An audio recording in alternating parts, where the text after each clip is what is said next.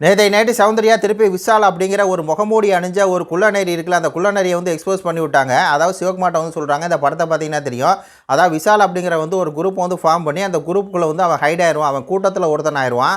அவன் கருத்து அவன் வந்து சொல்ல மாட்டான். அந்த கூட்டத்தில் இருக்கவங்களை வச்சு வந்து சொல்ல வைப்பான் அப்படிங்கிற ஒரு விஷயம் இருக்கு இல்லையா, அந்த விஷயத்தை வந்து சரியான ஒரு பாயிண்ட் எடுத்து வந்து அடிக்கிறாங்க சிவகுமார்ட்ட. அதாவது விஷால் அப்படிங்கிறவன் என்ன பண்ணுவான் அப்படின்னா, ஒரு 5 பேர்த்த வந்து பார்த்தீங்கன்னா அவனுக்கு தகுந்த மாதிரி ஒரு கேங்கை வந்து உருவாக்கிறான். அவன் பேச வரத அவன் பேச மாட்டான், விஷால் பேச மாட்டான். அதை வந்து சத்யாவை பேச வைப்பான், அதை வந்து அருணை பேச வைப்பான், அதை வந்து முத்துக்குமாரை பேச வைப்பான், அதை வந்து தீபக்கை பேச வைப்பான். 4-5 பேர்த்த வச்சு பேச வைப்பான்ல, அவனோட அந்த கேமு அவன் வந்து எதையுமே சொல்ல மாட்டான். இப்போ சத்யா வந்து எதனால சௌந்தர்யா இவ்வளோ தூரம் எதிர்க்கிறான் அப்படின்னா அது காரணம் தெரியும். சம்மந்தமே இல்லாமல் இவன் விஷால் தான் என்ன பண்ணியிருப்பான், மண்டையெல்லாம் கழுவியிருப்பான்.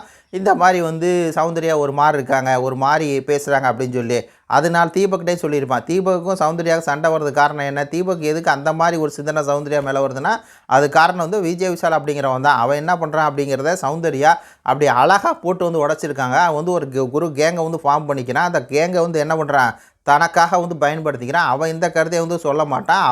அவன் வந்து அந்த குரூப்பில் இருக்கவங்கள வந்து கன்வின்ஸ் பண்ணி அவன் கருத்தை மற்றவங்கள வந்து சொல்ல வைக்கிறான் அப்படிங்கிற இந்த மேட்ரு இருக்குல்ல, மெயினான மேட்ரு. அவன் எந்த சண்டையில் டைரெக்டாக பேச மாட்டான், அது தெரியும் இல்லையா. ஆனால் என்ன பண்ணுறான், அருண் மண்டையை கழுவி, தீபக் மண்டையை கழுவி, சத்யா மண்டையை கழுவி, இவங்க மண்டையெல்லாம் கழுவி பேச வைக்கிறான் பாருங்கள். அந்த ஒரு விஷயத்தை வந்து பார்த்திங்கன்னா சௌந்தர்யா அப்படியே அழகாக வந்து சிவகுமார்ட்ட வந்து சொல்கிறாங்க. ஆல்ரெடி வந்து பார்த்திங்கன்னா சிவகுமாருக்கு ஜெஃப்ரிக்கு வந்து நேற்றுக்கு நடந்த பெஸ்ட் பர்ஃபார்மர் டாஸ்கில் வந்து தெரிஞ்சிருச்சு இவங்க வந்து குரூப்பிசமாக இருக்காங்கன்னு. அது இவங்களுக்கு இப்போ தான் தெரியுது.